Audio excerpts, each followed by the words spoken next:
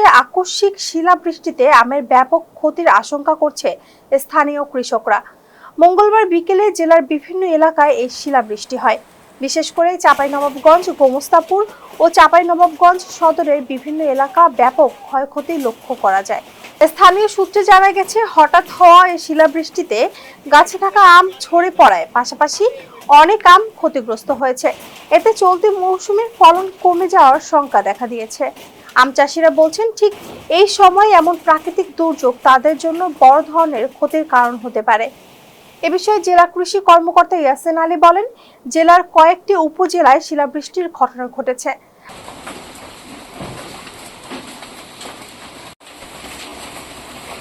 আমাদের মাঠ পর্যায়ের কৃষি কর্মকর্তারা ক্ষয়ক্ষতির তথ্য সংগ্রহ করছেন। তাদের প্রতিবেদন পাওয়ার পর প্রকৃত ক্ষতির পরিমাণ নির্ধারণ করা সম্ভব হবে।